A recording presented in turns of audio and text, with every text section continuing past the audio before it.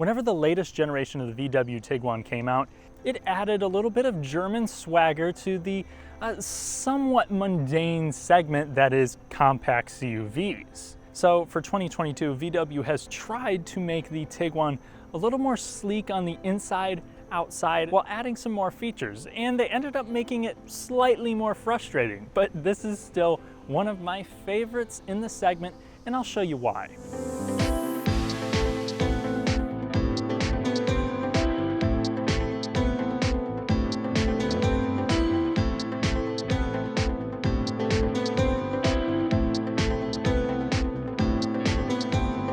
If you haven't done so already, please subscribe and hit the bell. That way you get great reviews and I get closer to making this my full-time job.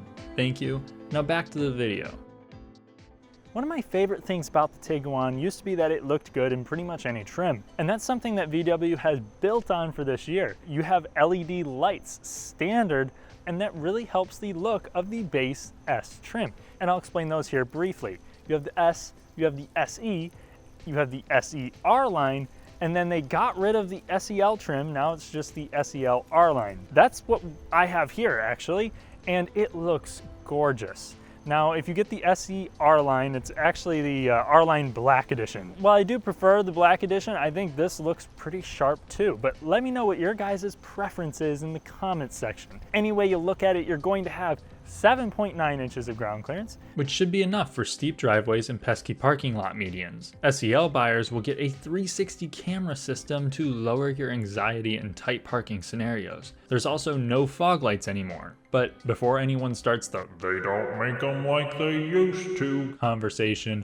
I noticed that these LEDs do a great job at illuminating nearby surroundings when parking and cornering. Which reminds me, I'd like to thank the bright folks over at Royal on the Eastside in Bloomington, Indiana for providing the Tiguans shown in this review. If you're looking for something new, used, or just plain cool, check them out.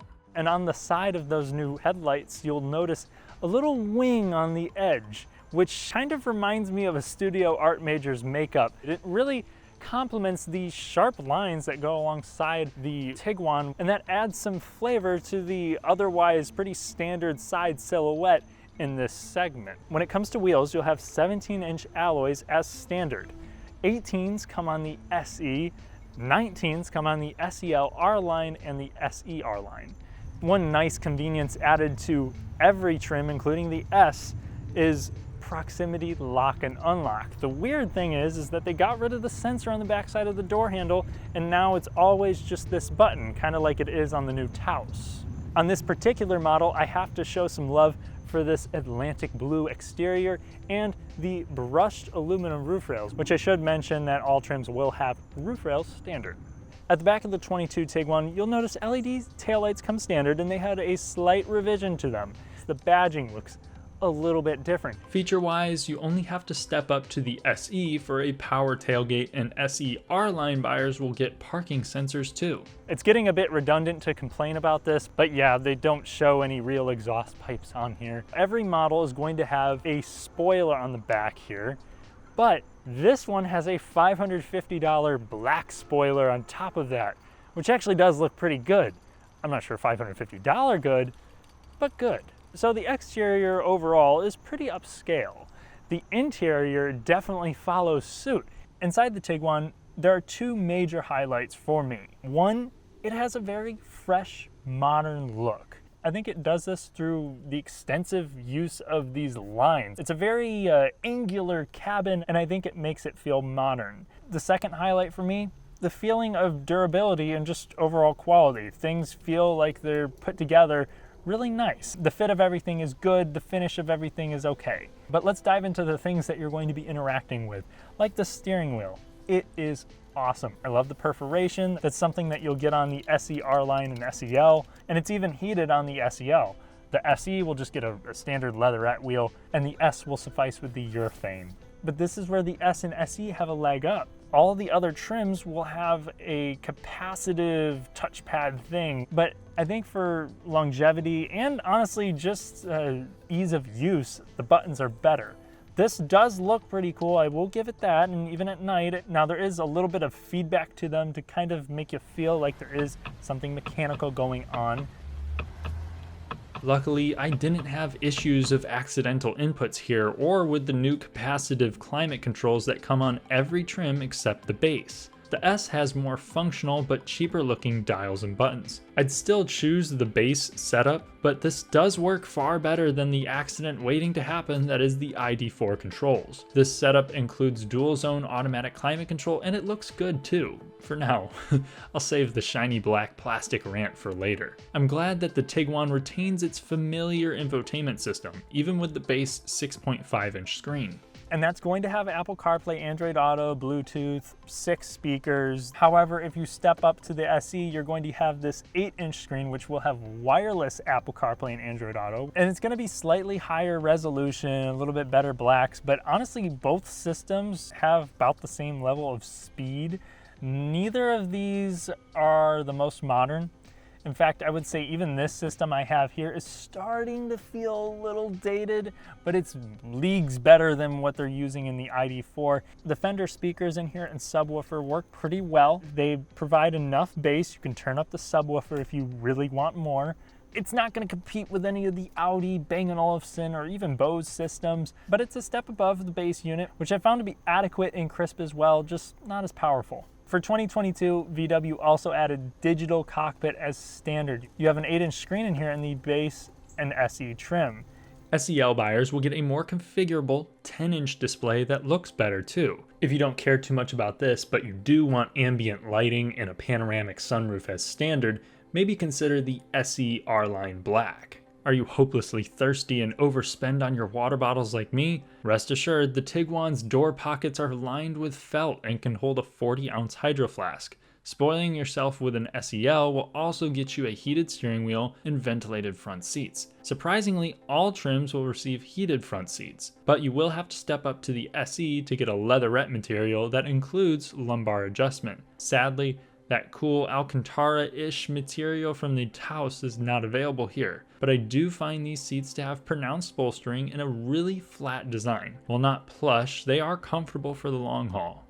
But when it comes to space, this is pretty good. I have plenty of headroom, legroom is great. However, we need to see how I fit in the back seat, and keep in mind I am 6'3" with somewhat long legs. When it comes to back seats, I think the Tiguan takes the cake in this segment. I mean, I have ample legroom here behind myself, and I also have pretty good thigh support down here as well. Now there is like no bolstering here present. These are very flat seats, which does make them slightly less comfortable. I can recline back a little bit more, which is nice. And the funny thing is, this does offer a third row seat, but this model doesn't have it. Except they leave the bar. And I feel like it does something, but I just don't know what.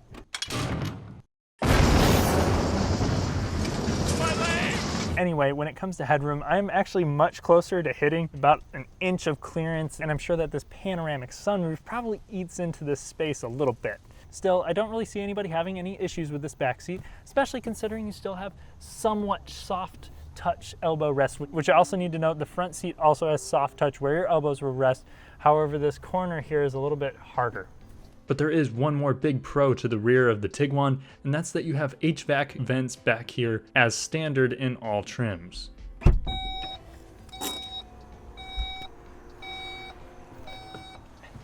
Now, the rear of the Tiguan is actually more than accommodating, and I would say that it's probably towards the top of the class. You have a 40-20-40 split rear seat. There's an available third row, which is like the Mitsubishi Outlander, purely for kids, but it can work in a pinch. And there's some handy little releases here for the second row. Overall, the cargo space is pretty tall, reasonably wide. It doesn't have a wide entry like the Forester, but it's more than usable. I really think that VW nailed the practicality of this one, especially with how flat the rear seats fold. But this really isn't surprising for the segment. A lot of these cars now are extremely practical, but they also lose their soul when you take them out on the road. So let's see how the Tiguan stacks up.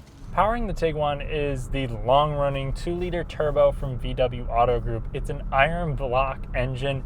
It provides 184 horsepower here with 221 pound-feet of torque. And I think it's the right powertrain for the job. I mean, there's a lot of low-end torque. It definitely has to spool up a little bit, but once you have that power, it is great for passing, for pulling out of areas. Now it does start to get winded in the higher rev ranges when it's paired up with this 8-speed automatic, which has a pretty aggressive first, second gear.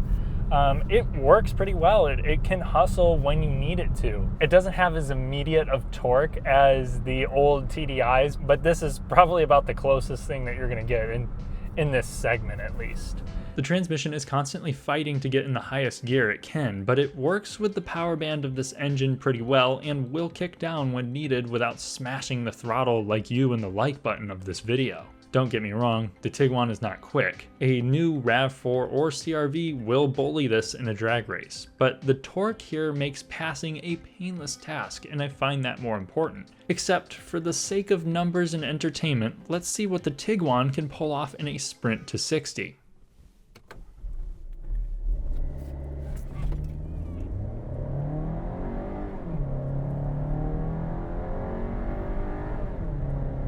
Shifts are not too quick, and there's 60.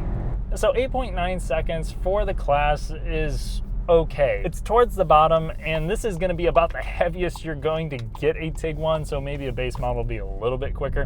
But that's not really what this car is about. Really, if I had any complaint about this powertrain, it'd just be that there's a little bit of lag. Around a back road, you actually find that the steering is quite nice. I mean, it's very direct, and it offers a nice weight to it and almost feels like it's providing some feedback here, especially when you have it equipped in its sport mode. You have a decent amount of body roll in here. It's definitely not for chucking around on a back road. A Mazda CX-5 is going to be a more fun to drive SUV than this. And I think a Subaru Forester has less body roll. This still feels pretty taut. Going over larger bumps, it is quite composed. Yet it still felt like the ride itself was just more harsh than the Forester and CX-5, which also managed to provide less body motion around these corners. The Tiguan's suspension just doesn't handle its 3,800 pounds as well as some of the competition. I feel like they at least got the steering down enough to where this feels relatively confident. But if you live where there are really rough or windy roads, there are better options than the Tiguan. When it comes to noise, there is detectable yet inoffensive tire noise from these 19s that works its way into the cabin. But I think most buyers in this segment are going to be more than accepting of how the Tiguan handles a back road in regards to the steering and suspension comfort. This is a little bit noisier, I think, than options like the Subaru Outback or the Mazda CX-5 for that matter. The engine does offer a little nice, you can hear kind of a little swoosh from the turbocharger there, which is a fun little quirk to an otherwise pretty standard small SUV driving experience. Outside of the steering, I think the steering is good.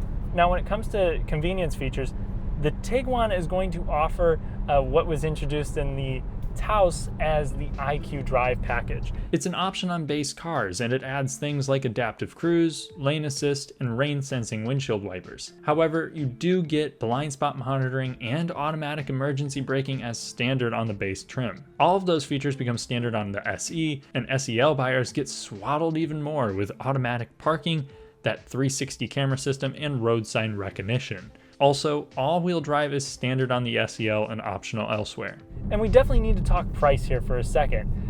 This car, as it sits with the $550 spoiler, crossbars and whatnot, sits at a little bit over $39,000 after destination. And that's past Forester Touring, and that's even ahead of the Mazda CX-5 Turbo, which is also a very luxurious car that has a lot more power and an upscale feel. And when it comes to reliability, the Tiguan falls behind those cars too, but it has improved upon itself since the prior generation. It had a few problems with oil burning when it first came out, but it still got good approval ratings from owners according to Cars.com, and not many consistent issues reported to CarComplaints.com. Consumer Reports also shows issues with in-car electronics, brakes, and suspension for the 2018 model year, but nothing shown is too persistent. The Tiguan does most things in a manner that won't surprise small SUV shoppers, for better and worse. However, it nails a few attributes like understated style,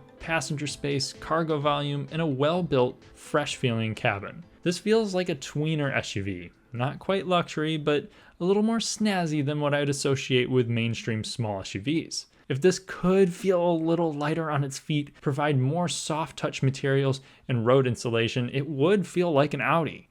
This is for that person that wants that modern, upscale crossover that can handle a growing family or an active lifestyle without spending over 40 grand. And the S or SE trims now offer so many features without sacrificing much in appearance that you can get a great Tiguan for the low 30s or less. Which is why this is one of my favorite options in this segment. Yeah, I would personally rather get a CX-5 Turbo, but the appeal to the Tiguan is strong. It's a reasonable SUV in all regards that looks sharp and feels fresh on the inside with MacGyver levels of versatility, and it earns my recommendation if you're looking for a small SUV with swagger that can accommodate a whole host of lifestyles. Thanks for watching. If you enjoyed the review, be sure to leave a like, subscribe, and hit the bell. I'll catch you in the next one.